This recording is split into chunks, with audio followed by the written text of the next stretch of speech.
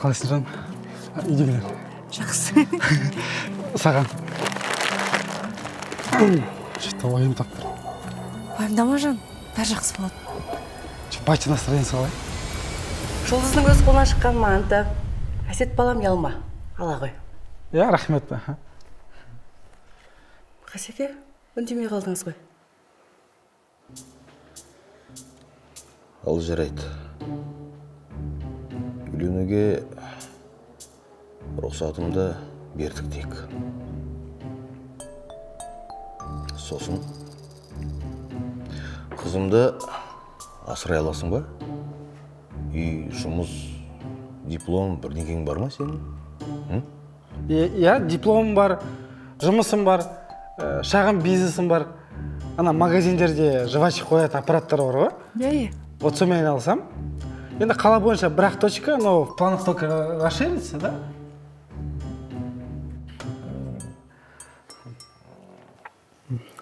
Үйші. Үйің бар ма? Үйді енді тойдан кейін ақша жиналғасын аламыз ғой. А пока что квартираны енді арендовать етіп тұрамыз деп ойлап тұрық. Зачем арендовать? Ақшаны сыртқа шашып. Орын жетеді, бізбен тұра беріңдер. Ақшалар жиналғанша. Екі жарты ғұмыра тегі әкетті құбылта айналып жүр басымнан.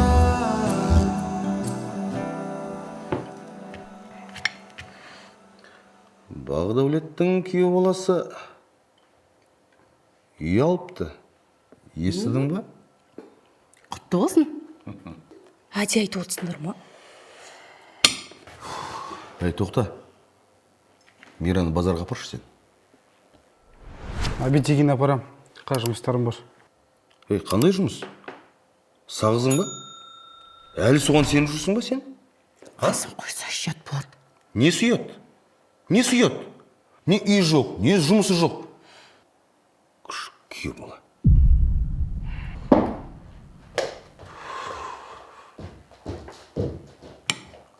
Папа, неге десе бересіз Әсетке? Қызым, өтірік па? Айтшы. Сен де қоймайды екенсің. Тиісіп балаға. Ей, қайдағы бола? Ей, қайдағы бола? Мотивация болсын деп айтып тұрмын ғой мен. Енді олай қатты айтпасайшы.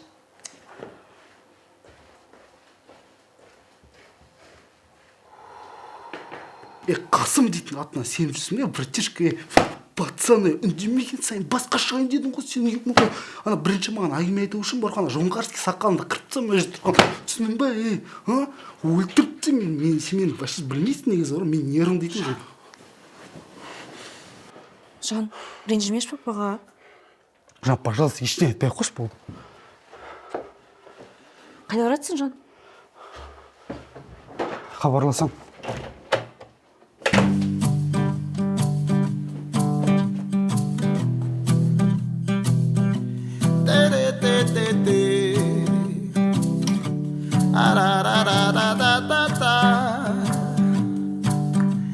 Не болып кетті күн мен түнім ауысып.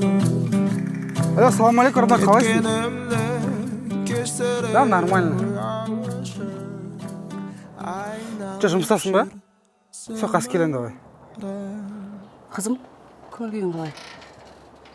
Сен папаңа ренжіме, ол саған жақсы болсын деп айтып жатыр. Мам, енді басқаша айтуға болады ғой. Обязательно намысына тию керек па? Сен білесің ғой папаң Олжанның қатал екенін. Мам, папаны защищать дей бермеші. Қазір заман басқа. Әсет өз-өзін іздеп жүр. Квартираға ақша жинап жүр. Көріп отырмын барлығын. Ақша жинап жатқанды көріп отырмыз. Бірақ ер адам болғаннан кейін отбасын құрды ма, тез ойлап, тез қимылдау керек. Мам, сіздердің замандарыңыз басқа, біздің заман басқа. Айтпақшы, Мадина мен Қанаттың үйі бос тұрған жоқ па? Шетелде ғой олар. Сол үйге барып не отыра тұрмайсыңдар? Әсетке айтып көрейін. Давай былай жасайық. Папаңа пранк жасайық. Қалай? егер де жоқ маған срочно керек болды десе, міне, пожалуйста, мына жерде уже үй дайын. Бағалар приемлемый. Болды, сізге көп рахмет, барлығын түсіндім. Енді мен әйелімді алып келейін. Сол кісіге подарка ғой. Әйелім. Әйеліңіз мақырға квартира сұраған ба? Ай, молодцы. Менің әйелім қасында шүкір екен ғой. Мақырға авокадо сұрады. Қалжындайым. Мінекей, мынау алсаңыз болады, бағалар жалып тұр. Все. Жақсы, көп рахмет сізге. Сау болыңыздар. Қалайсың, брат? Что там? Қойш, прям сөйтіп айтты ма не? Я, прикинь. Тойдан кейін мен сразу айттым, бөлек шығайық деп. Жоқ, ақшаларын шашпаңдар, анау-мынау деп алып, қас сөйлеп тиісіп жүр. Шаршадым мен уже. Скоро біздің ЖК-мыз бітейін деп қалды. Может, сояқтан квартира аласың? Там рассрочкаға ма, ипотекаға ма? Сен скорын қашан бітеді, күтетін вообще желание жоқ. Блин, не істесе болады екен? А может, менің үйімде тұрасың? Ой, ұят болады ғой. Че сен жалғыз тұрасың ба? Жоқ, мамашкам бар, папашкам бар, әйелім бар, үш балам бар, жеңгем бар. Түркістаннан ертең ағам келейін деп отыр. Тем более менің үйім үлкен, 41 квадрат. Ой, рахмет ниетіне, родной, аман жүрші ең бастысы. Қалай көмектессе болады екен? Жүр, офиске барайық. Жүр, сояқтан шешеміз.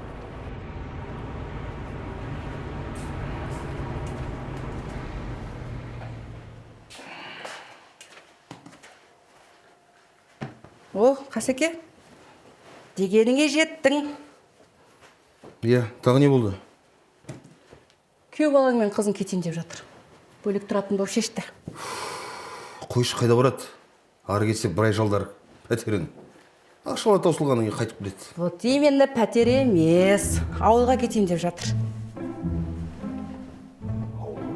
Ауылға? Әсеттің өзі ауыл бар емес пе? Кетеміз дейді, ауылда тұрамыз дейді. В общем, қызың енді сиыр сауады, есік алдын сыпырады, ата-енеге шай береді, ерте тұрады. В общем, короче. Тоқта. Қандай ауыл? Қандай ауыл? Қандай сиыр? Жұлдыз? Қызым? Не болды? Қызым? Анау қайда? Кім анау? Күйеу бала. Ол вокзалға кетті. Ауылға билет алуға. Қызым, жаным, тыңдашы мені. Сен ауылды жерді көрмегенсің. Саған қиын болады ол жерде. Енді өзің қойып осындайға дейін жеткізген. Қазір звондаймын анаған. Алматыдан біздің ЖК-ларымызды неге қарамайсың? Алматыда бар ғой бізде? Ол жақта землетрясение ғой. Вообще сен біздің ЖК-ларымызға сомнениең бар ма не? Жоқ. Ё-моё, қайын ташкасында отыр бар ғой. Алса сен трубканы. Может, кешірім сұрайын деп отқан шығар. Қойш, қазір бар ғой, бүкіл настроение құртады. Короче, Әсет, сен маған айтшы, сенде вообще первоначальный взносқа вообще ақша бар ма? Енді депозитте жинағаны бар, үйде тығып-мығып жинағаны бар. Надо будет бизнесім сатып жүрем ғой, родной. Қандай бизнес? Жвачка в аппарате ше. Әлі сол бизнес па? Родной. База жоқ, кішігірім бизнес болса да айына шағын теңгесін әкеліп тұрады. Соған шүкір ме? Короче, былай, білмеймін, бизнесіңді сатасың ба, әйтеуір маған первоначальный взносыңды тауып бер, мен саған бүйтіп бір нәрсе шығарам. Родной, саған рахмет үлкен. Ойлап жүрдім, бәрі бітті, все, ауылға қайтам деп. Ауыл деген жақсы ғой? Бармайсың ба енді? Енді бәрін білесің ғой өзің. Үйдегілерге бәрі жақсы деп жүргесін, үйдегілер уайымдап қалады ғой. Түсінем, конечно. А так первоначальный взнос бар ғой, сенде, в общем. Тағам ғой. Жұрттар ауылдан қалаға көшіп отса, бұлар ауылға көшем деген несі? Қатырды ғой бұлар. Давлениемді көтеріп ауылға барам деген несі бұларды? Давление. Ол енді отыршы. Қалай отырасың? Біздің қызымыз ауылға кетіп баратыр, сиыр сауады. Ничего страшного. Бәріміз де тұрдық ауылда. Мен де келіндік міндетті атқарғам. Қызымыз как-никак келін көрсін ауылдың өмірін. О кезде заман басқа болған. Тоқтай. Мүмкін бір үй алып берейін. Ай, осы жол қабылдамайды ау. Неге? Жарайды енді, бүлдіретін нәрсені бүлдірдің. болатыныс болды. Әлде кешірім сұрайсың ба күйеу баладан? Мен кешірім сұрамаймын күйеу баладан. 5 жыл асырадым мен оларды. Менен келіп кешірім сұрасын, давлением көтеріп тұр ғой сендер.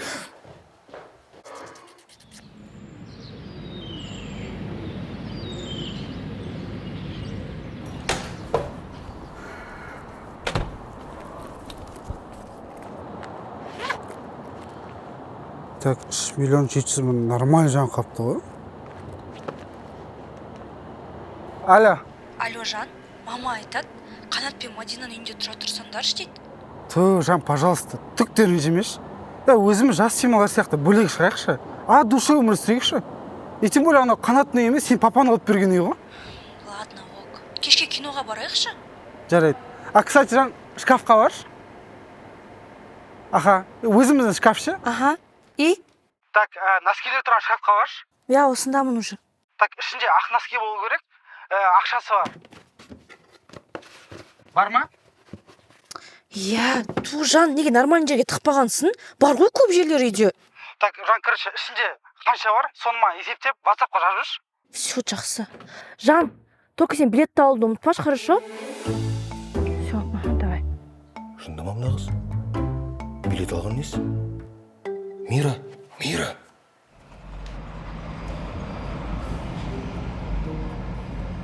Брат, жетпейді ау. В общем, 6 миллион ақ теңгем бар тек. Так. Бір комнаталы үй болса қалай, нормально ма? Бір комната? Бір комната деп өзінше болмасай? Жоқ, брат, енді вообще өзінше болатқан жоқ. Маған бар ғой, негізі. Кладовка болса да бола береді негізі. Онда кладовканы оформить ете берейік та? Қалжың еме. Давай, короче, бітейік. 4 миллионыңды первоначальный взнос қылдырып жіберейік. Если нормальный болса, өз үйің өлең төсегің болады. Көрейікші, давай. Давай, удостоверениеңді әке.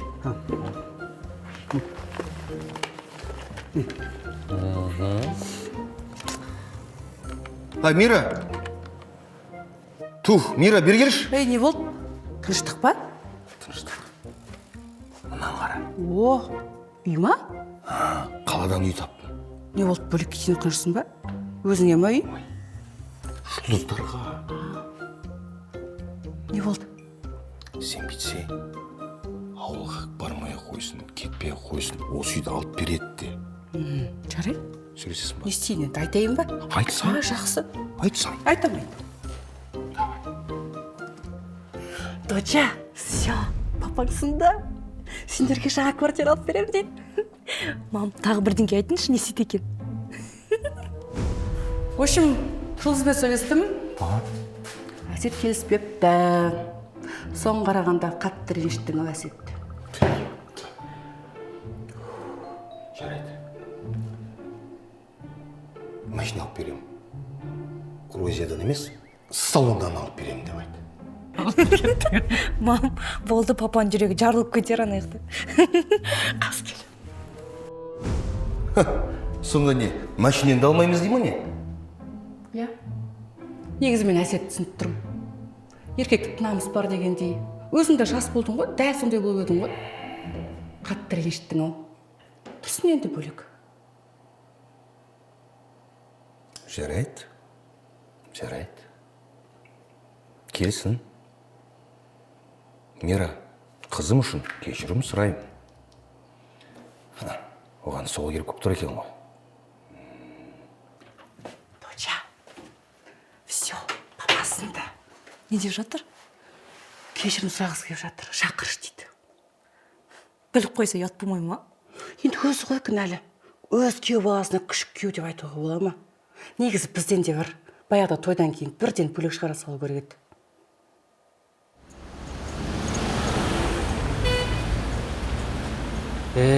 Походу, сенің құйрығың ауыр сияқты ғой. Жаль. Отказ берді саған.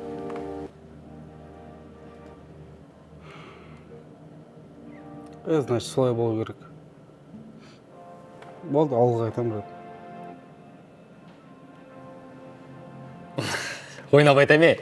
Одобрено. Серьезно? Ипотека одобрена. Құтты болсын. құтты болсын. Ойнап кеттің ба? Братан, жестко өтіп кетті. Анау ертең бар ғой, новоселье болғасын алға қалса. Сен төрге шығарып қоян ғой, брат. Все. Короче, в общем, былай ғой, документтерін реттеп, банкке апарып, қалған 2 миллионыңды, давай ремонтқа жібер. Брат, ремонтқа көп керек па негізі? Ремонтқа көп керек болғанда, предчистовая отделка ғой бізде. Там обой жабыстырасың, пол төсейсің, болды. Все, брат, так. Онда мен Жұлдызға айтайын қазір. Зачем оны сюрприз ретінде көрсетсейші оны? В натуре. Квартираны көріп кетейінші? Конечно, көресің. Көрмей қалай аласың оны? Иә? Қазір кілтімді алып келейін. Брат, тезеші, пожалуйста, көрген бе оператор?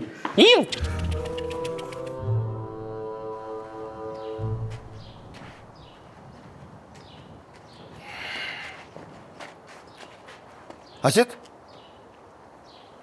Қасымаға боқтамасаңыз болады, біз болды кетеміз уже. Асет, балам, білем, ренжітіп қойдым сендерді. Хочешь, үй алып берем, машина алып берем. Компанияма кіргізейін ба жұмысқа сені? Жоқ, Қасымаға рахмет, керек емес. Жайма не болып қалды? Ауылға қызымды алып барайын деп тұрсың ғой сен. Қашан келесіңдер? Қандай ауылға? Чё ты тупишь? Билетті қайда алдың? Киноға. Киноға? Қызым, жақсы қыдырып қайттыңдар.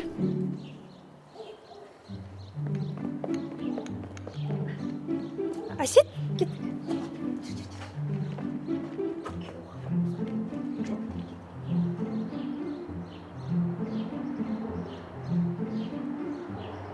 Мен шай қоя берейін.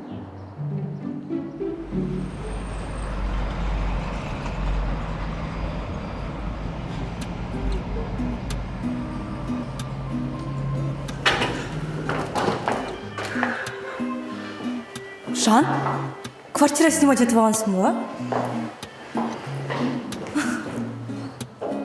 Так, осы жерде күте тұр. Міне тұр. Кір. Вот, сюрприз. А?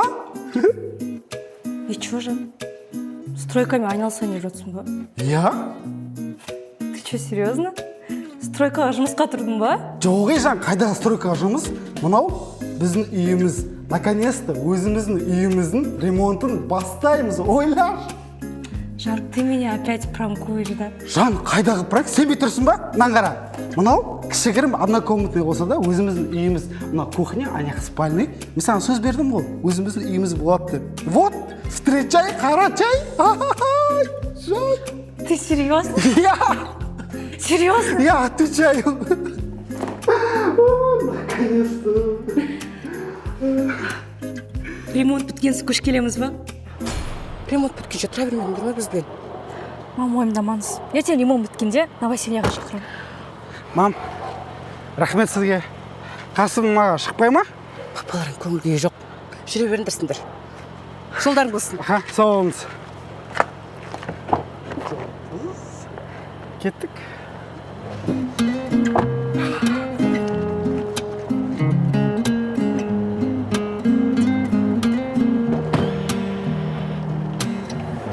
Көңіл қандай көркем, еркелеші еркем, сағынышым желкен. Асыққан аппақ әсем таңым, өзің аңсараным. Үйімдемін. Өзімнің үйімдемін. Астананың дәл центрінен үй алғансың ғой, ойлаш, кайф қой. Жан, не істеп тұрсың? Ну, қуанып тұр. Давай в первую очередь унитаз алайықшы, а то есігі жоқ, унитазы жоқ туалет деп отқан бір түрлі екен, білесің ба? Ну, оны дизайнерский решение деп қабылда, хорошо? Қойшы сен, ма тезірек жуыншы. Жүр, завтрак ішейік сосын. Не мынау? Су? Бізде хотя бы шампунь бар ма? Или құр сумен перерейін ба мынаны?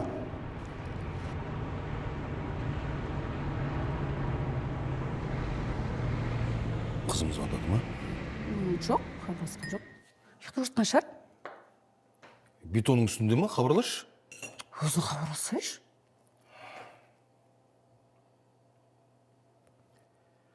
Осылар қырсық па, мен түсінбеймін.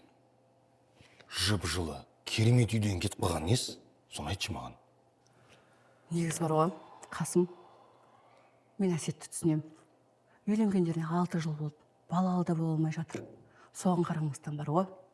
Тура сенің жас кезің ғой.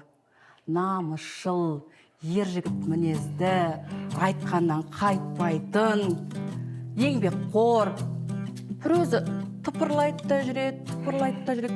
Сен де жас кезіңде тура Әсет сияқты қырсық болдың ғой. Шешші. Жеп ал қарның аша. Уақыт жоқ менде. Жұмысқа келдім. Үй шай ішсінші. Уақыт жоқ. Қызым хабарласа, маған звондап жарай ма? Давай.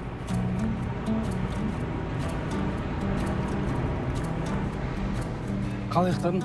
Жақсы. Мен де от души ұйықтағансың ғой. Аха, рахмет. Рахмет. Жан, білесің бе? Жүріп жүрген кездеріміз есіме түсіп отыр ғой. Жүретін еді қол рахаттанып, завтрак ішіп, киноға барып, өзіміз рахат еді ғой, Ой, мама жазып отыр. Қызым, қалайсыңдар? Үйлерің жылы болды ма? Может, үйден көрпе, жастық, кілем, тағы не керек? Жазып жібер, иә? Апарып берейін. Әсет қалай? Ремонтты не істейтін болдыңдар? Ақшаларың жете ма? Салып жіберейін ба? Не істейін? Мам, бізде бәрі жақсы, өздерің қалайсыңдар? Ешіне керек емес, үй жылы. Керек болса айтам ғой сізге. Әсет бақыттан басы айналып жүр. Сізге сәлем айтып отыр. Денешка, саламатсыз ба, қалайсыз? Қасыма қалай, жақсы ма? Алжан, неден бастаймыз? Давай бірінші мен офисынан бастайық. Туалеттен ба? Иә, потом дальше кете береді ғой, обои, кафель, ламинат дегендер. Жан, дизайнер аламыз ба? Жоқ ей, неге? Дизайнер сен боласың ғой, Жан, саған қалай ұнайды? Дәл солай істейміз, хорошо? Жан, онда точно көп ақша кетейін деп отыр ғой. Еще таксиге, еще грузовой машина алу керек. Может, үйге барып мен машинамды ала саламыз, а? Жан, дым ойындама. Өзім бірдеңе сақлам, хорошо? Дәверсіз мені? Екі жарты ғұмыры тегі әкетті құбылда мені айналып жүр зымыран басымнан айналып жүр зымыран екі жарты құмыра сен мұңайма тегі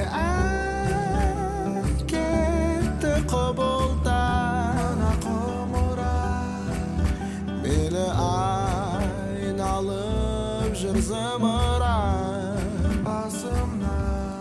басымнан айналып жүр зымыран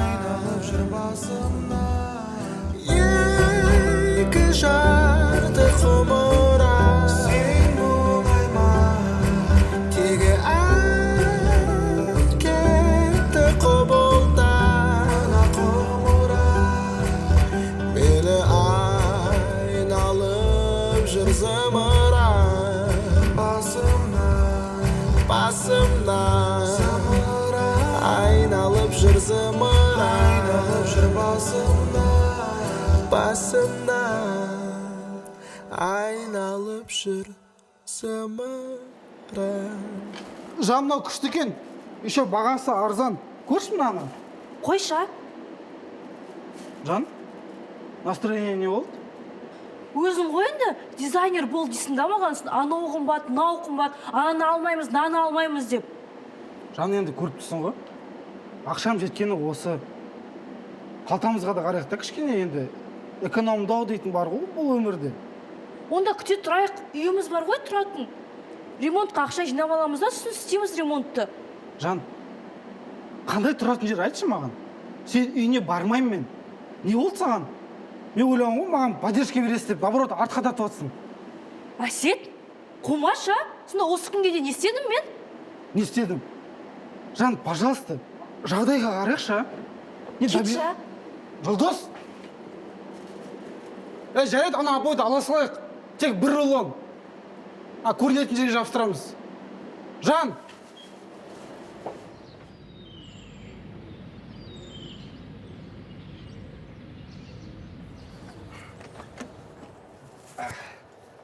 Братан, багаж жасашы. Давай.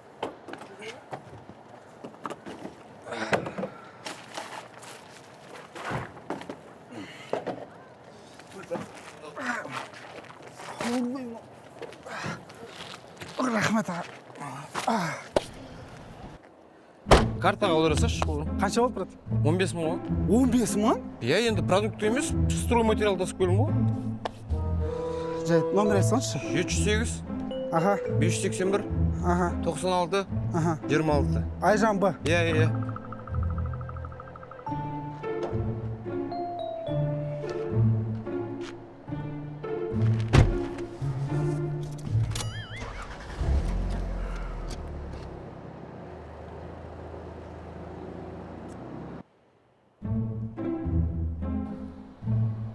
Ё-моё, мына қазір менен қазір көмек сұрайды ғой, ё-моё.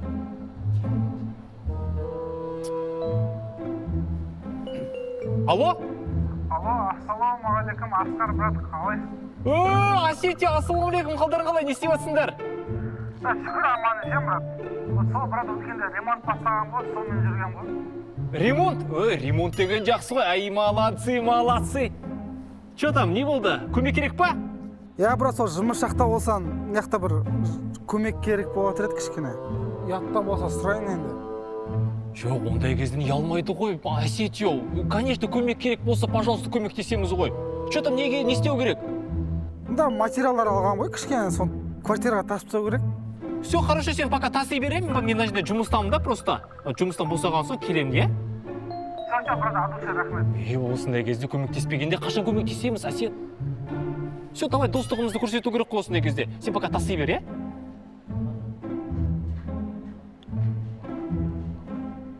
Ё-моё, но реально мені күтіп тұр ма? Неғып тасымай жатыр? Все. Молодец.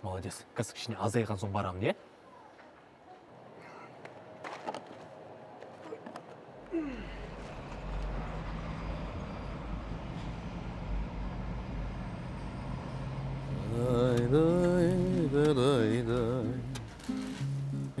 Ай, қандай әдемі. Биыл бір керемет жыл болды, бір алманы да аямай берді алмағашым менің. О, Қасеке, не істеп жатсың, көмек керек па? Жоқ, керек жоқ. Баяғы бала кезді еске алып, ауланы бір тазалап қояйын деген ғой. Шіркін. Так, на флягты ысып кетті суы. Жүр, көлеңкеге апарып қойық. Көтерме. Біршама салмағы бар екен. Өзім көтерем ғой мен. Баяғы жас кезін білесің, мынандай екеуін алып жүгіргенім. Қасеке ол жас кезінде ғой. Былай тұр айналайын да. Көтерсейші, біршама салмағы бар. Былай тұрсын. Өзім көтерем ғой мен мұны. Ойбай, белім. Мира, ойбай, белім. Ойбай, білмеймін. Бір айтқан тыңдамай. Белім, ойбай.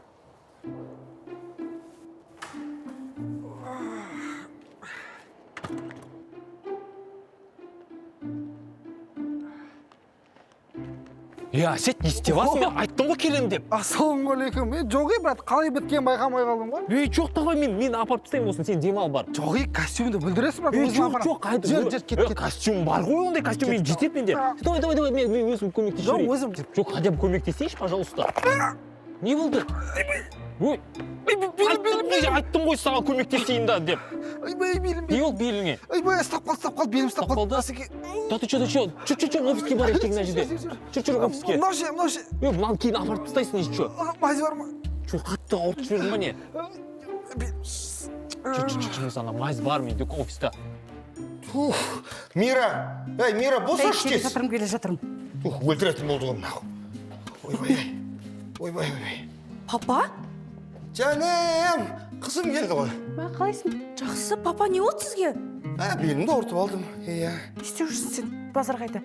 Стройматериал аламыз деп өндір ғой. Иә, сол жақтан келе жатырмын мен.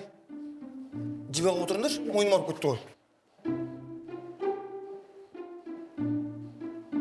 Все, давай шеш, мен горчичник алып келдім. ыңғайсыз отыр братан. Әке өзім шешемін. Шешші. Байқамайсың ба соны? Ой, давай. Ой, ыстық болып кетті, ыстық. Шыда енді. О. Қаматса. Қазір біз шығамыз.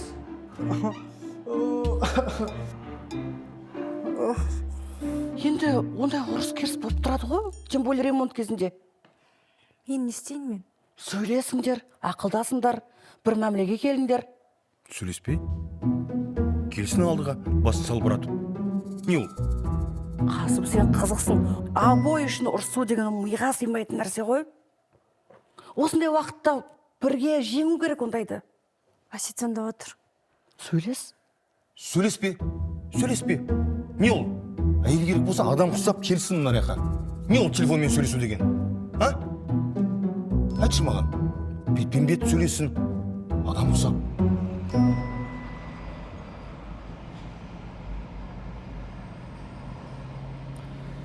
Сен де қызықсың е. Бір крючкті тауып алмайсың ба бір? 5000 теңгені аяп. Беліңді ауыртып алдың ғой. Қазір лечениеңа 100 есе жаратасың ғой?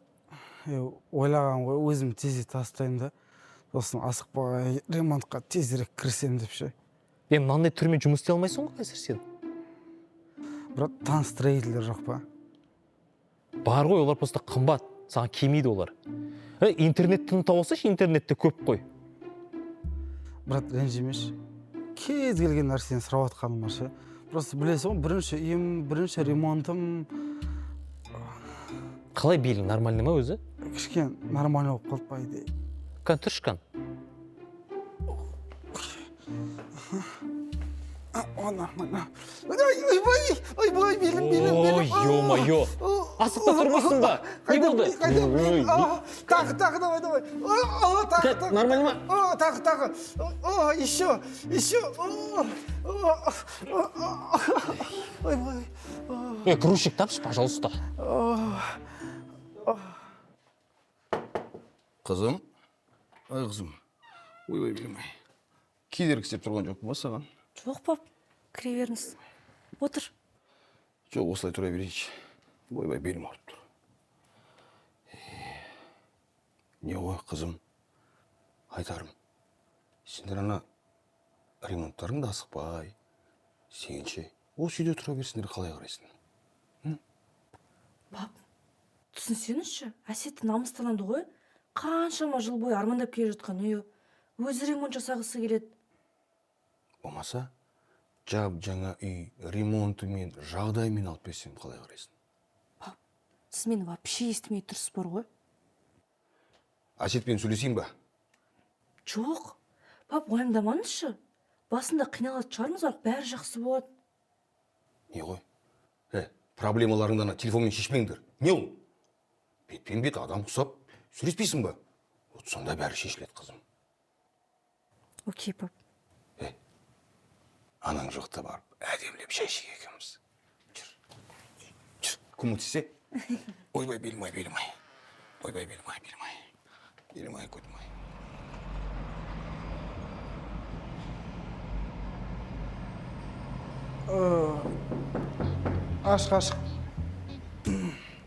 Ашық, кіре беріңдер. Жүр. Ассалаумағалейкум. Алейкумассалам. Әсетсіз ғой? Қаршыға мен қозындаған. Иә. Қаршыға, Мен Қаршыға. Мына мен інім Бөкеш. Вот. Иә, үй күштеген, құтты болсын. Рахмет. Мына ванна туалет, да? Ана комната. Сонда бір комнатный да, сонда да? Получится. Иә, дұрыс. Я не істеу керек енді? Сол бірда обычный ремонт қой. Обычный ремонт? Обычный ремонт қандай сонда ол? Хай-тек дегенде бар, евро ремонт дегенде бар, или что үйді пану салып берейік па олай, фк етіп. Жоқ, ондай керек емес просто. Енді обой жабыстыру, кафель жабыстыру, сосын есіктер қою ғой, болды. Күшті. Так, Бөкеш. Рулетка. Былай онда жүр. Көрейік онда. Әкеш бе, Бөкеш. Рулетканы өзім алайын. Так.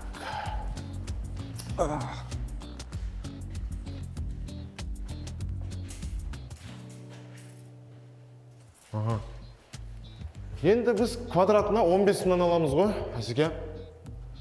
Сізде мұнда 80 квадрат шығып тұр ғой. братан, қайда 80 квадрат? Үйінің өзі 45 метр квадрат қой. 45 квадрат деген аз ғой. 80 квадрат алмайсың ба, братан? Енді ақшам жеткені сол да. Асеке, енді Құдайға шүкір бар ғой. Осы салада жүргенімізге 30 жылдан бері астам уақыт өтіп кетті да енді. Құдайға шүкір авторитет бар ғой. Біраз адамдар таниды енді. Абыройымыз бар дегендей. Енді мына жердің бәрін жасап, идеально под ключ жасап береміз ғой.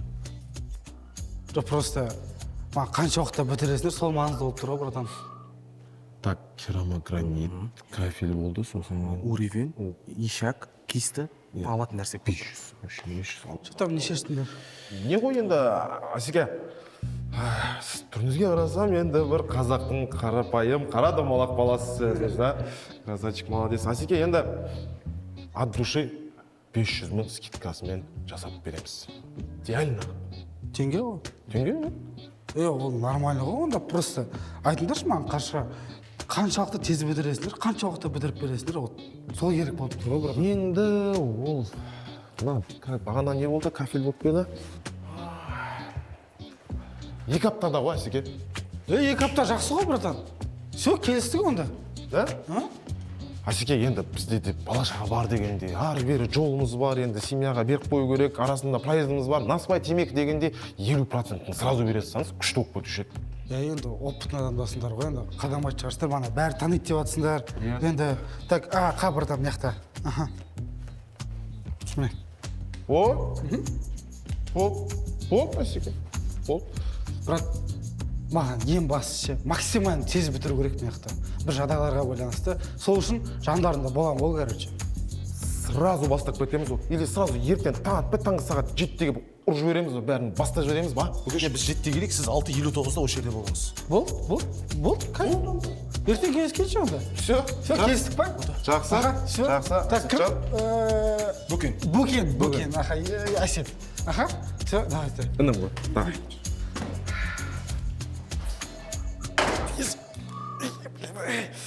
Қызым, сендерге ақша берейін. Бірақ сен Әсетке айтпа.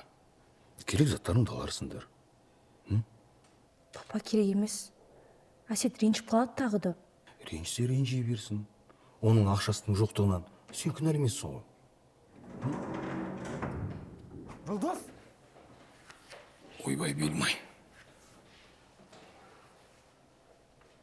Келді анау. Айттым ғой бас салбырап келеді деп.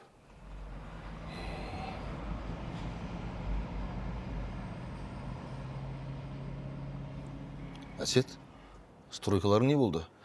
Сол строительдер алдым. Бұйырса ертең бастаймыз енді. Әсет, давай былай істейік.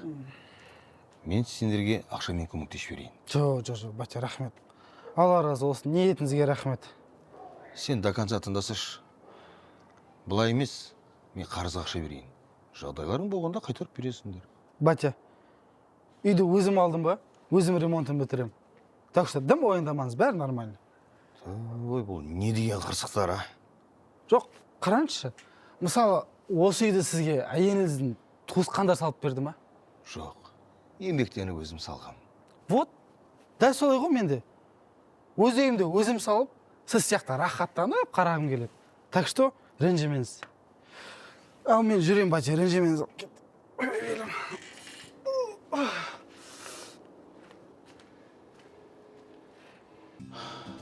Жан, кешір мені, пожалуйста. Мені ойлағандай оңай емес екен ғой мынау деген. Бірақ оса үйреніп кетем ғой сен. Жан, сен де мені кешір. Жоқ, нормально, Жан. Жан, кстати, ертең бір сен машинамен шығайықшы. Прикинь, материал әкелу доставкасына 15 мың теңге. Бұлай қадалайын деп тұр ғой. Бізге еще көп материалдар алу керек. Жан, сен лучше ештеңе істемей ақ қойсай, бәрін жазылғанша. Таки өзіме ештеңе істемеймін. Строительдер алдым ғой. Серьезно? Прикинь, 30 жылдық опыты бар. Еще осыға да олар бәрі таниды ғой, авторитеттері, мощный. В общем, 1,5 аптада бітіріп берейін деп тұр ғой, прикинь. Онда біз 1,5 апта осы жерде тұра тұрайық та, как раз оларға мешать етпейміз. Уақыт деген тез өтіп кетеді ғой. Жан, пожалуйста, бастамайық қойшы. ойбай белім. Просто белім ауырып тұр еді, массаж керек еді кішкене.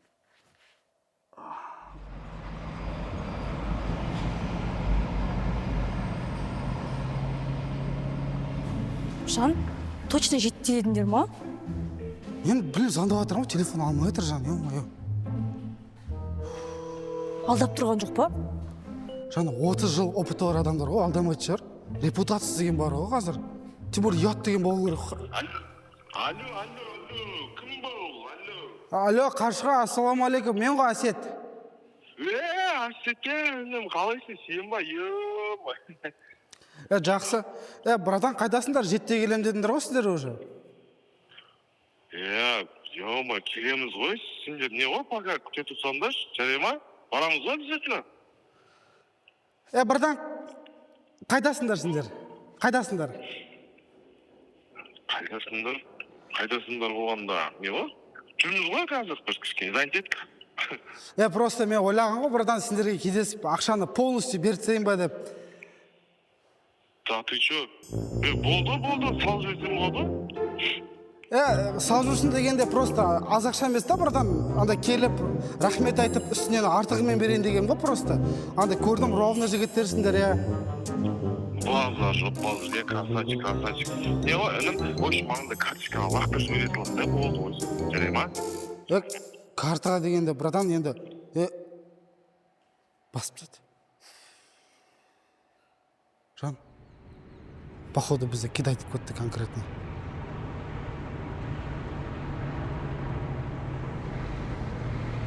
Қаршыға. Мына жер сиыр түсіп жатыр бәрі. Мына жерге негізі кішігірім ремонт жасап, бәрін әкте жіберсең. Тема болады. Ана жер. Не істеусыңдар? Сіздер кеше келем жоқ қайда жоғып кеттіңдер, сен ба заявление жазған? Сен жыңсың ба, біз саған скидкамен бәрін жасап беріп тұрсақ, не мына сен істеп атқан, ішек? Екеуің, отырыңдар. Сіздер келіңіздер, отырыңыздар. Қасыңдерді айран бар ғой. Осы кісілер ма точно? Братан, осы кісілер, кеше келістік, ремонт істеп берем деді. Ақшасын бердім, жетте келем деді. Жоқ, братан, телефон алмайды. Доғыр бірдеңе істедіңіздер ме сол уақытта? Жоқ, доғыр дегенде жігітше қол алыстық қой. Әсет, еркекше қол берік деген қазір уақытта не действительно? Бір период жасаған чек бірдеңе бар ма? Жоқ, наличный бердім. Походу дело даже бергенде жоқсың сен бізге, договорында жоқ, на то пойдет. Қаршыға, мен мыналарды бірінші рет көріп отырмын. Өтірік жегізбеңдерші. Мен саған не дедім жаңа, отыр дедім ма? Отыратын орындық жоқ қой. Не істейміз, братан? Әсет, сыртқа шығып сөйлесейік. Все, братан, конечно. Қазір сендерді айырам, ақшаны бар ғой, 10 есе шығарып алам, көресіңдер. Плотный кәсе қаттығам сендерді. Жүр, братан. Тыныш отырыңдар,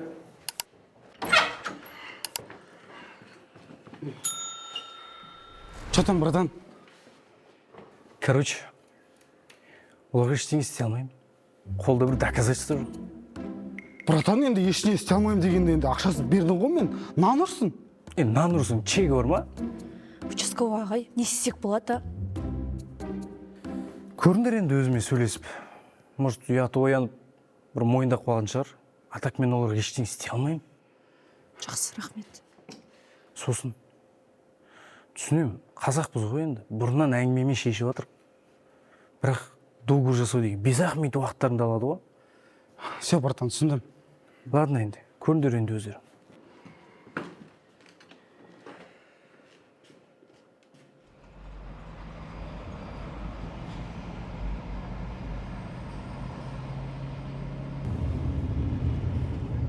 Әсет, может, папаға айтып көреміз, оның полицейский досы бар ғой, көмегі тиіп қалар? Жоқ. Ладно, онда не істейміз? Пападан сұрайықта, ремонт істейтін адамдары бар шығар. Жұлдыз. Хотя пападан ақыл сұрайықшы. Жұлдыз, папаны ештеңе айтпай қойшы, пожалуйста. Ладно, онда сен ашуланбашы. Давай ремонтты дальше жалғастыра берейік. Бұл үйге барайықшы, просто тып-тыныш. Ё-моё, конкретно плотно қадап кетіпті ғой сені. Иә, тем более еще оның бәрі мен әйелім көзінше болды ғой, прикинь. Қандай ашық аузсың сен. Неге договор жасамадың? Тө, брат, білесің ғой, аңқауым ғой мен. Адамдарға сеніп қала беремін. Номер бар ма?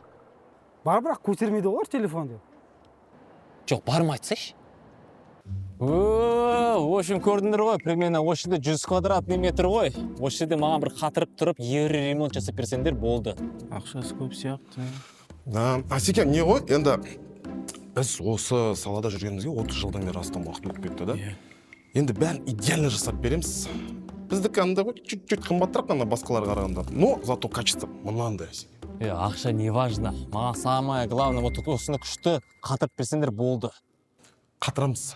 От души жасап береміз ғой. Бірақ бізге алдын ала авансыңыздан мындай 80%. Хорошо, онда қазір авансын биткоинмен аласыңдар ма? Наличный дұрыс қой, братан. Наличка? Онда қазір барып машинаға барып келейік. Ақшаны ұмытып кеттім ғой машинаның ішінде. Ой, молодцы. Короче, менде тағы да бір квартира бар. Тоже 3 бөлмелі, 100 квадратный метр. Нормальный болса, сонда тоже жасайсыңдар. Бол. Мына жерде кладовка бар. Ага. Мына жерде строительный материалдар бар да? Иә. Керек болса, соны алып алыңдар. Иә. Айтшы бүгінше керек болып қалады. Иә. Жақсы еще строительный, новый. Ух ты! Ага. Свет жағатын жер қажет.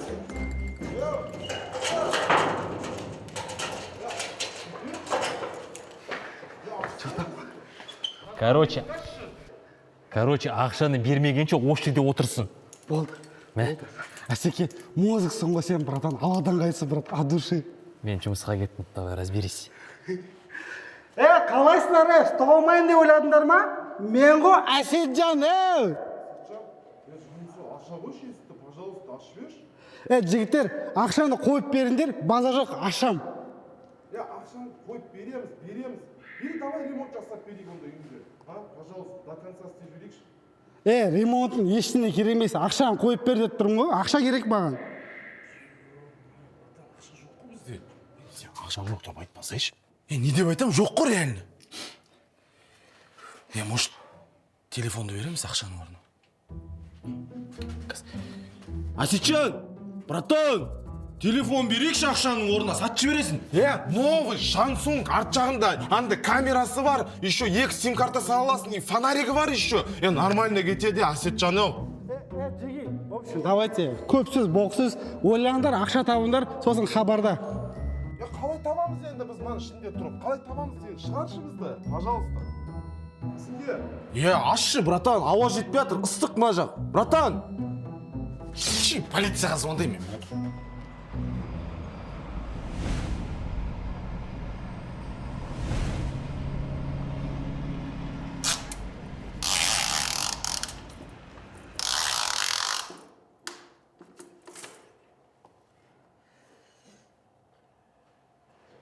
Жан, не істеп тұрсың? Өлшеп тұрмын, ертең штор алып келгенде размерлары керек болады ғой. База жоқ, тұрыс. Жаншыда қуанып тұрсың ғой. Ақшамды қайтарып беретін болды ғой. Қойшын ба? Қалай? Короче, Асқар номермен хабарласты, өтірік алдап, шақырып алдық. Келгеннен кейін кладовкаға қамап қойғансың ғой. Ақшаларын қайтарады, либо басқа вариант жоқ қой, короче. Жан, сен басын істеме, ауа жетпей қалып бірдеңке болып қалса ше, 250 мың теңге үшін адамды өлтірейін деп жатсың ба? Жоқ, ойындамашы, ештеңе болмайды. Зато бір жерлерін қысып жүреді. Жүр, сенбесең көрсетейін.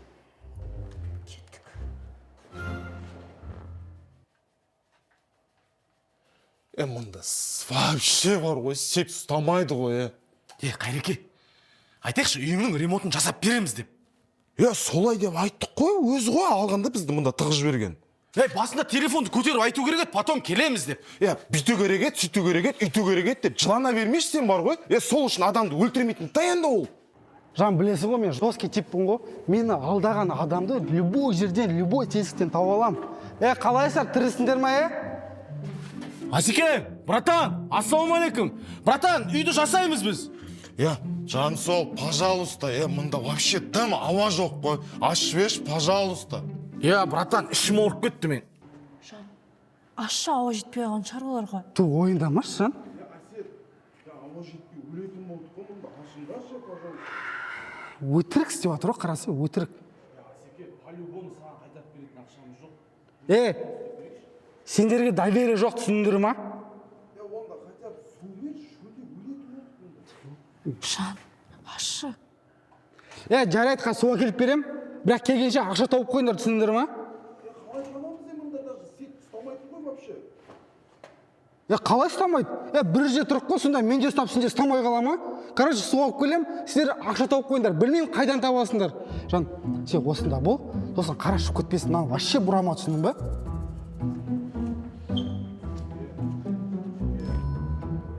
Уайымдамашы, қазір алып шығам, көтеріп жіберші мен просто, көтеріп жіберші. Айшық, давай, дайын. Сен тауып алыңыз. Ұстанма! Тоқта, ұстанма. Шама, көтеріп жіберші. Болса қайли көтеріп қашасың. Болды, бар, ұстанма, ұстан.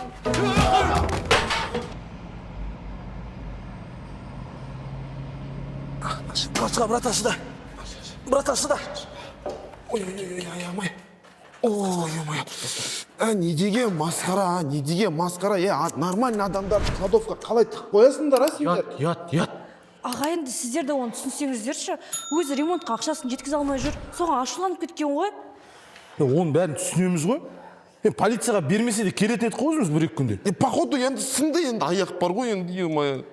Аға, сынса көрінеді ғой. Может, внутренний перелом шығар, может, қайдан білесің сен, Жарайды, мен аптечканы алып келейін онда.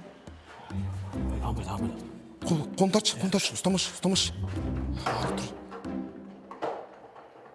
Не істейін деп жатсың сен? Бинтайын деп жатыр. Не істейсің оны? Бинтапия енді мынаған походу ақша кетеді, мынаған лечение керек енді. Материальный ущерб. Су қайда? Ан жақта кухняда тұр. Қаз, братан. Тоқта. Ой, балесің ба?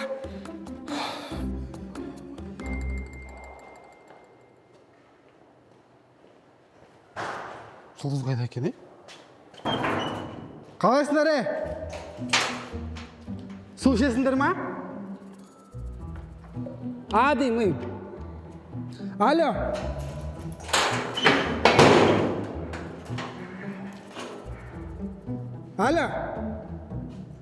Ақша таптыңдар ма сендер? Все, көрейік. Қашанға дейін шыдайды екенсіңдер? Давайте. Сен не істедіңдер, аяқ не істедіңдер? Гангрена болатын болды ғой, бөгеш. Жазылады, уайымдамашы. Туағай, жай ұшып қой, бір-екі күнде кетеді. Уши, какой там уши? Әсет сонда отыр. Қарындасым, алтыным сол. Сөйлешіп жібер, пожалуйста. Қайтарып береміз ақшаларыңды, пожалуйста. Жасап береміз на ремонттарыңды. Точно ма? Точно деймін, точно. Өтірік алдасам бар ғой, екінші аяғым сынып кетсін бар ғой. Құдай сақтасын, айтпа ғой. Алло, Жан? Телефон беззвучно тұрған ғой. Жан, может, сен сөйлесіп қойырсың, ремонтын істеп беретін сияқты.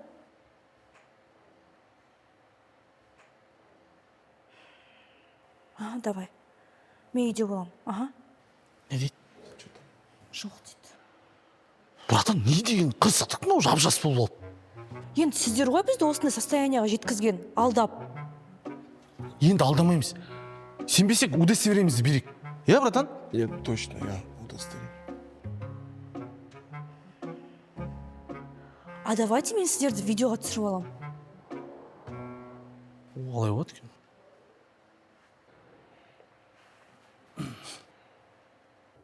Өткенде қалай айтып едің сен?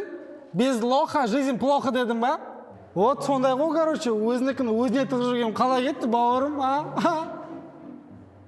тілдер жұтып қойыңдар ма сендер? Ладно, мен де үндемеймін, до конца отырам. В принципе, ешқайда асығып атқан жоқпын.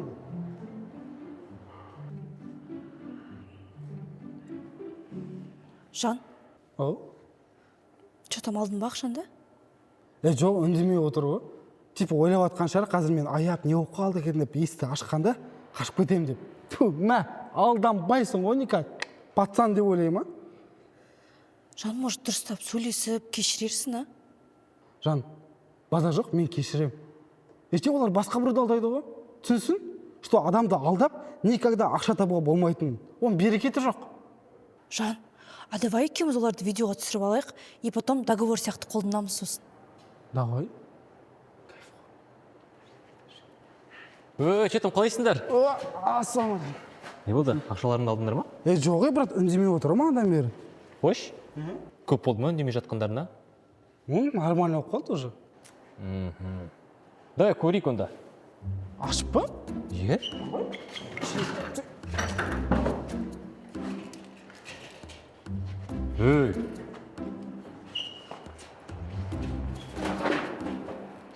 Ма, братта қашып кеттің бе мыналар? Қайдан? Қалай қашады? Білмеймін, манадан бері осында отырмын ғой мен.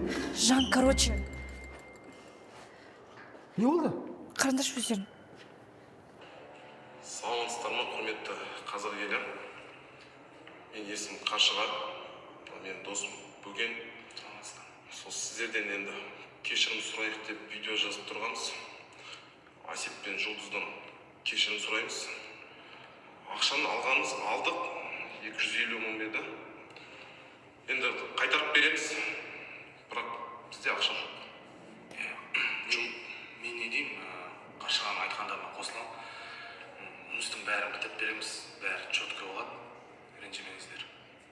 Жұмыстың бәрін аяғына шейін бітіріп береміз деп уәде береміз.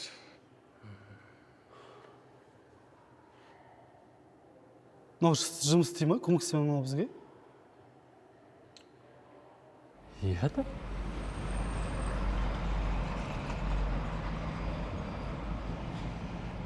Айттым ғой соны, по идее идеально болады. Что, тему.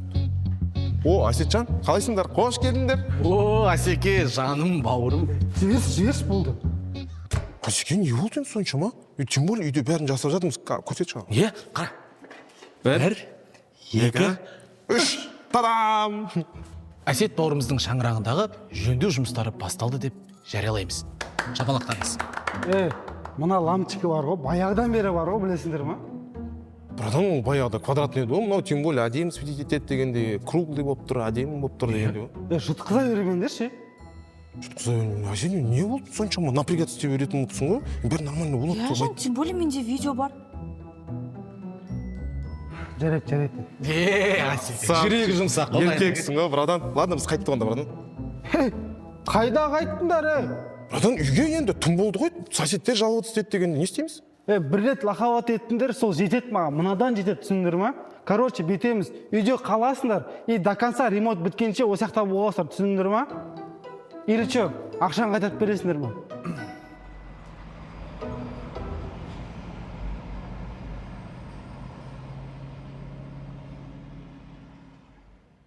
Жан, енді кетіп қалса келмейді ғой енді.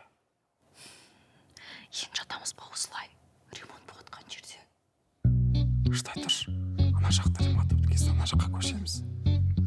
Қойшы.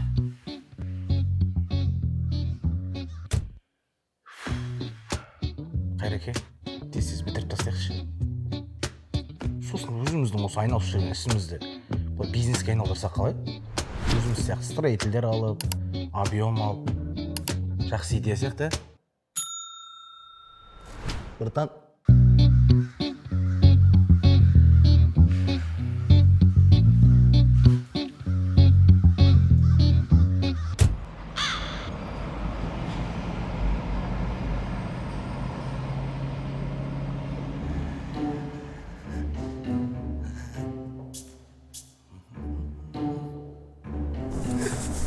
Қалайсыңдар?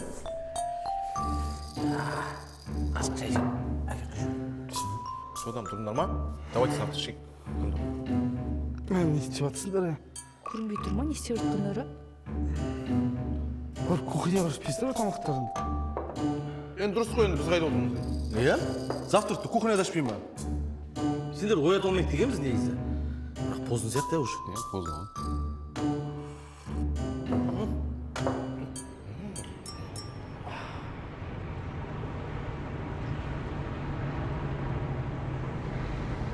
Нормально сөйлеймін саған. Нормально сөйлеп тұр. Кешіріңіз. Ештеңе етпейді, Жұлдыз. Өзің ғой кінәлі, есік кілтеметпін ғой. Асет? Асет? Ау, Жан! Жан? Только есікті қашан қоямыз? Кафе төсегеннен кейін қоямыз ғой. Кафелде қашан төсейміз? Залда ремонт бітсін, сосын қоямыз. А то кафеліміз бітті шығады ғой. Жан, мен туалетке қалай барам? Покрывалын жауып бара берсе, жан құрсын. Шыдай тұршы енді. Ау! Сержан, мен кеттім, короче, базарға. Материал алуға. Сен пока бірне қыл, хорошо?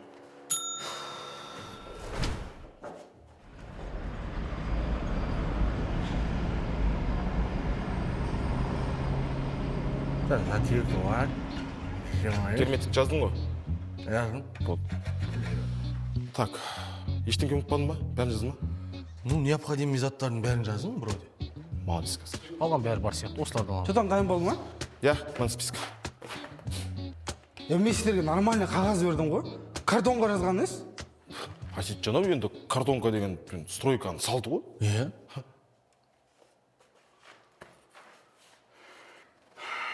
Так, ағаш, лезвие 25-30-50. Так, затирка, шуруповерт, да? Мынаны 4 бұрышын ала саласың ба? Квадратик. Все. Да, кетпен базарға барып келейік. Сендер тез басаңдаршы болды.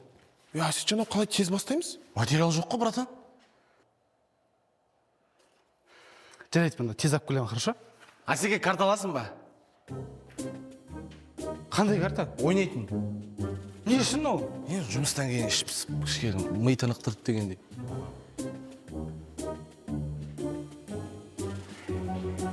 Асетжан, рахмет. Алла разы болсын саған. Жол болсын. Красавчик,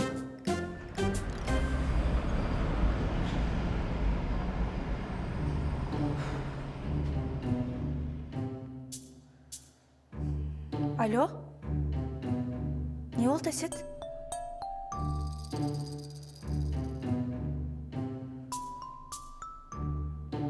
Срочно ма? Жарайды, қазір.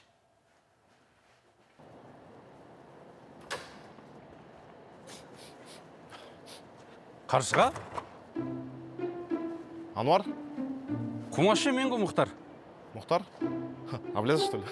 Какой Аблязов? Абдулниязов. База жоқ, брат, өзгеріп кетіпсің ғой. Ё-моё, сақал мұрттың бәрін жіберіп кәдімгідей. Просто как разница, брат, ол да сен де ана жақта жүрсіңдер ғой Лондонда. Че там, қашан келдің, қалайсың? Сол үш апта болды Лондоннан келгеніме. Сол жақта 4 жыл поляда клубника теріп дегендей. Осы ЖК-дан квартира алдым, Аллаға шүкір. Камри алдық, сол кішігірім бизнес. База жоқ. Өзінше? Не ғой, енді сол біздікі. Құдайға шүкір, кішігірім ИП-міз бар. Сол иногда андай ремонт жасаймыз да, сатып жібереміз или арендаға беріп қоямын дегендей өзім кішігірім бизнесім бар. Құдайға шүкір, болады, жетеді. Не ғой, брат, жігіттер бар ма? Квартирадан 5-6 мешок мусор шығарып тастау керек еді. Жұмысшылар ма? Иә, брат. А че, өзің тастай салмайсың ба? Жоқ, брат, асығыспын, үстінде былғағым келмей сол. Ақшасын төлеймін өзім. Ну, давай негізінде. Болады табуға, я. Тауып беремін, көмектесіп жіберемін. Все, брат, онда квартираның бір кілті саңыстап кетейін? Болады, брат, онда кешке бере салма. Амандықпен, брат, хабарда онда. Все, жақсы, жақсы, брат. Базар жоқ. Өздері келеді екен ғой.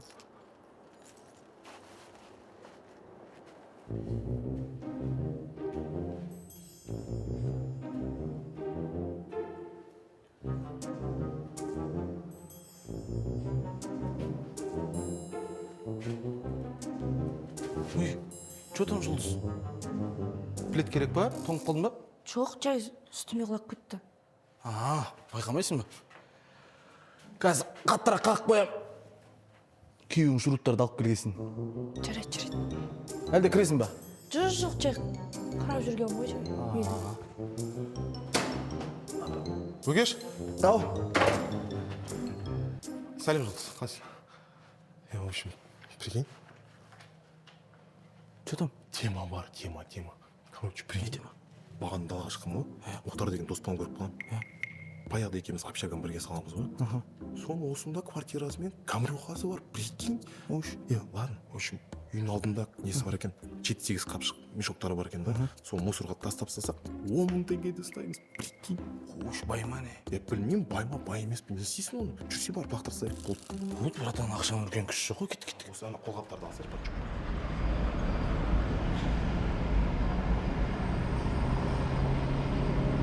Че, жеге, не істейсіңдер? Ничего? Не, әкелдім. Все, алыс қой ана жер. Ештеңе ұмытқан жоқсың ғой Асеке? Жоқ, ұмытқан жоқпын. Естественно, бір істедіңдер ма? иә істеп жатырмыз ана бәрін жинап дегендей санап дегендей. Ё-моё, қаршыға. Че? Бумажный скотч жоқ. Қой, Жаз ғой бағана саған. Моя прикинь, басымнан шығып кеткен ғой. Че, ол сіз никак па не? Никак қой, Әсетжан, никак так. Мына жерде тесттер көрдің ба? Оны ананы жаппасам бар ғой, ана ламинат көтеріп кетеді, айтшы. Иә. Я онда кеттім, магазиннен алып келе салайын, үйдің астындағы. Магазин? Жоқ, магазин керек емес. Зачем? Магазинді андай ғой, постоянно аласың, сол 1 метр жетпей қалады. Ана неге баршы? Ана строительный базарға баршы. Ана күні содан алдың ғой, строительный базар. Арзан. 1 метр ештеңе етпейді, артығымен ала саламын ғой, нормально болады ғой. 1 метр жетіспей, соңында бұрылуың жетіспесе, қанша ақшаң кетеді, ойлашы. Все, ладно, жайт базардан ала саламын. Сіздер басқа жұмыс істеңдерші, пожалуйста. Сіз басаңдаршы уже. Болды, Асеке. Сіз тездетіңіз. Алла разы болсын. Жұмыс жасауға желание ұрт бар.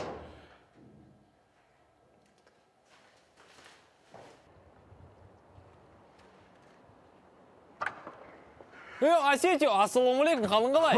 Ассалаумағалейкум. Сен что-то көрінбей жүрсің ғой, офиске келмей кеттің. Ремонтпен жүрсің ба вовсю? Я брат, ремонтпен жүріп жүрген ғой, анда-мында вообще уақыт жоқ, брат. Ана базарға баратын бумажный скотч алуға. Бумажный скотч? Біздің офисте бумажный скотч жетеді ғой? Қойш, андай рулон ба или магазинский ма, 1 метр жетпейтін түрі ше? Білмеймін, әйтеуір бар, точно. Жүр, кеттік, алып кет. Тегін нәрсен бәрі кайф қой, кеттік онда.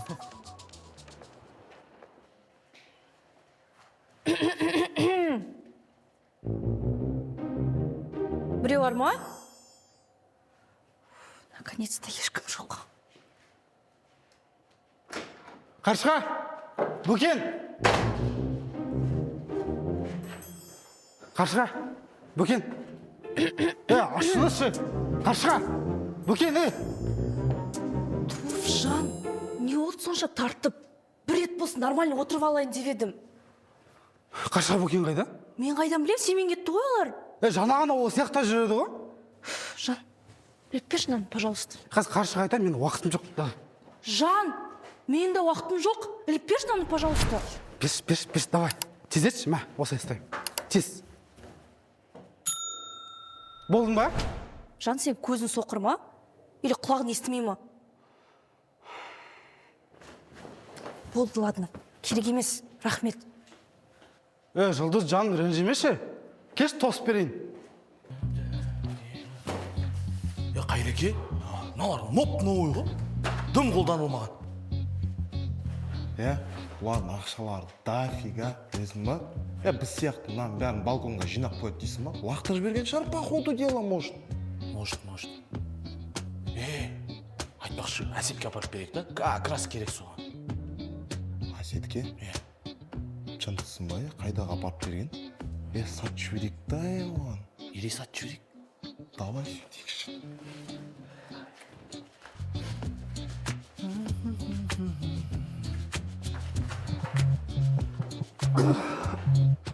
Алло, қайдасыңдар? Әсетжан, мында в общем бір тема болып тұр. Короче, мында стройматериалды арзан бағыңа беріп тұр да. Алып алайық та. Керек материалдар ма өзі? Конечно, керек болмаса саған звондаймын ба. По-любому аласың ғой? Жоқ, қанша дейді? Қанша? Қанша болғанда не ғой, қазір мында Бөкен екеуміз келсеміз да, бағасын айтамыз ғой сосын саған. Все, давай.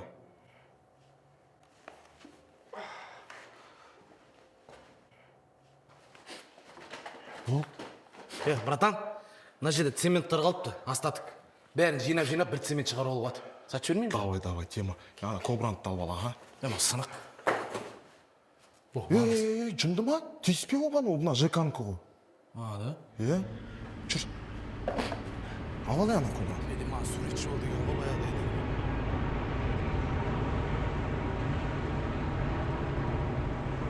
Че там қанша дейміз, Екі қапшық, отпауыз. Примерно 40 мың заты бар ау, братан. Давай бетик. Қайтек.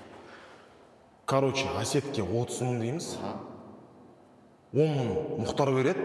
Сонда 40 мың ғой да. Короче, 20 мыңнан бөліп аламыз ғой, қалайсың? Дәл, братан. Тема ма? Тема. Қасымда жүрсе, інім аш болмайсың. Всегда с тобой, братан. Все, кеттік. Келіп қалдым ауылға мен таң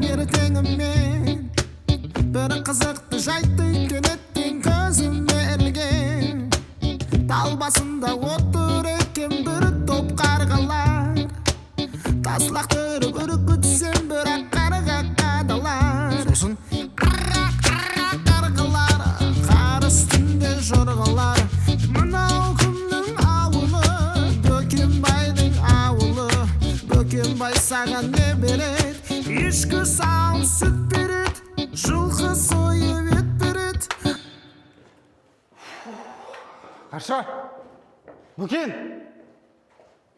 Аналар қайда екен? Тығып қалған жоқ қой, а? Асетжан, о, сюрприз.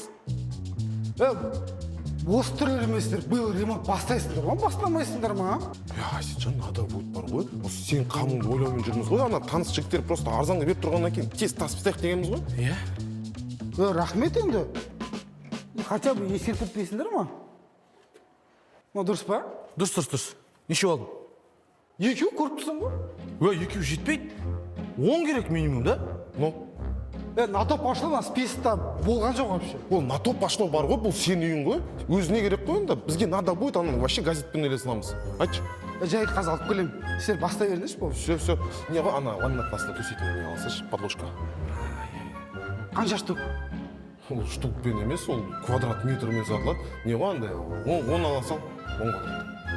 Жайт мен алып келесің, бастай беріңізші. Сосын не ғой, ана жігіттен теңгесін сразу беріп тастау керек. Қанша? 70 мың деп тұрған жеріне тек 40 мыңға оламат етіп жібергенсің ғой. Ой, арзан дегенсің, реально арзан шығар десем, қымбат екен ғой.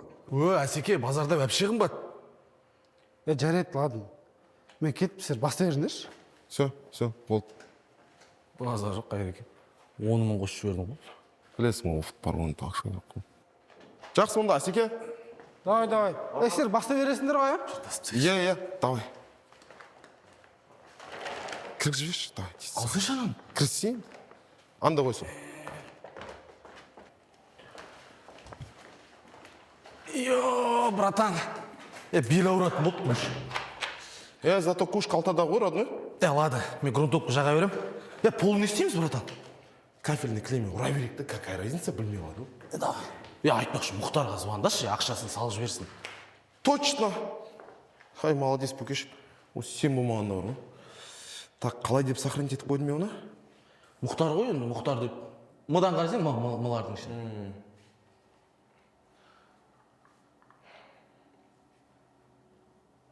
Прикинь, сөндірілі. Кидайт етіп кеткен жоқ па? Қалай кидайт етіп кетеді, қалай?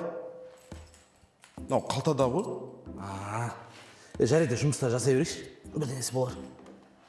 Давай сен істей беремін каскелен. Братан.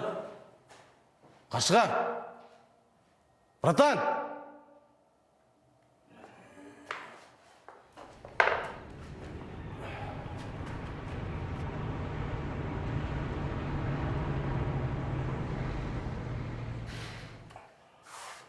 Қайреке.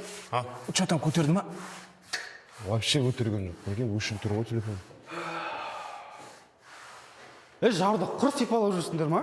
Дым өзгермеген ғой, омайы. Қалай өзгермеген? Қарасай бәрі аппақ болып тұр ғой, Асетжан. В общем, төменде заттар келіп көтеріп алыңызшы бар. Көп па? Көп емес, аз да емес, нормально. Не зато? Ана ламинат астына төсейтін бар ғой, сол. Бөкеш, жүгір, бар, тасып жіберші. Қаршыға сен же керексің. Жүрсе, брата, екеуміз шақырып жатыр. Неге постоянно мені жібере бересің?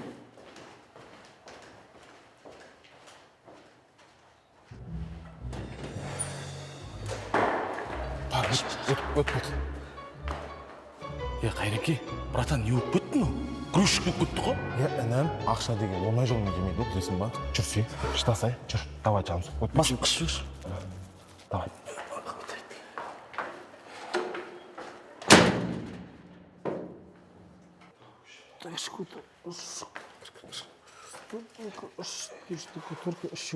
Че, бітті ма? Бітті, брата. Так, мен барып ондай кафель алып келейін. Асетжан, қызықсыз сен қайдағы кафель? Орында жоқ қой оны қоятын, а? Мына ламинатты бітірейік та? Как раз онда мына заттарды аяққа қойып тастаңдар.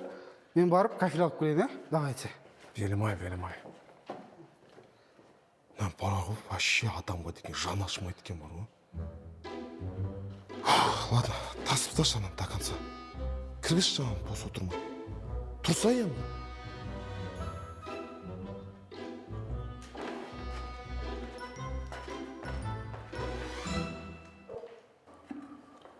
Бөкеше, ананың телефоны әлі сөндіріліп өтті ма біргейін? Чон, не то, братан. Кидать етіп кетпесінші. Әй, тоқта, менің материалдарымды қайда кетіп барасың? Ұры, міне, жаттап алыңдар түрлерін, ұрылар. Міне, материалдарды ұрлап жүр, тонап жүр квартираларды. Көршілер, жаттап алыңдар. Не оқы, тәте, түрменізші? Сен кімсің? Мен осы үйдің хозяинымын. Міне, менің материалдарым. Кеше ғана сатып алғам 200 мыңға. Міне, ұрлап жүр мыналар. Тәте, оны... Соттаймын сендерді. Полицияға жіберем. Тәте, сабыр сақтар, ол қаршыға сатып алды деймін, сатып алды деймін оны. Иә, Мұхтардан алдық. Мұхтар қайда? Білмеймін. Тәте, тұра, түсірмей-ақ қойшы, өтінсе көршілерден ұятып алады. Жарайды, қара, негізі, көріп тұрған көршілер болса, сразу айтып жүрейін, негізі мен материалдарды өз ақшама сатып алдым. Өзімнің ақшама. Міне, қаршыға айтшы. Иә, сатып алды апай, мана, енді ана үйдің кілті бар, өзі берген. Сонда сендерге сатып жіберген ба? Иә. Кешіріңіз, басқаша ойлап қалдым. Қайдан білейін, Мұхтар деген жігітті енді ремонт жасауға жалдадым, ақшасын бердім. Әперіңіз деген материалдардың бәрін алып келдім. Таңертең келсем, не Мұхтар жоқ, не материал жоқ. Тәте, онда кезде сразу договор істеу керек, ойланбастан. Жоқ, енді жақсы жігіт сияқты сеніп қалдым. Қазіргі заманда адамгершілік дейтін вообще жоқ, тәте. Көз алдынан қарап тұрып, күліп тұрып алдап кетеді ғой. Сол үшін сразу договор істеу керек. Сол басым істемей қалды да. Сенен қанша ақша алды? 40 мың ғой. 40 мың, иә, наличке бердік қой сразу. Енді кешірерсің. Енді көршіміз ғой. Дастасы тәтті өмір сүрейік енді. Жақсы ма?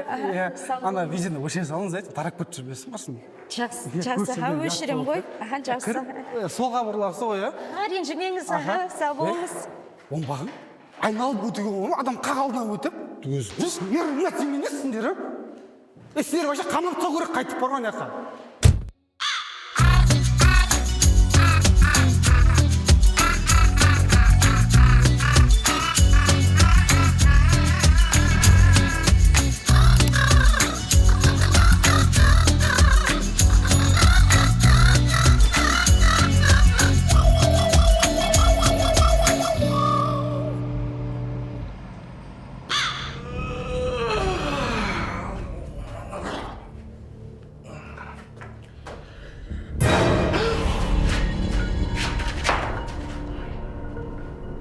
Енді есік қоят шығарсыңдар да.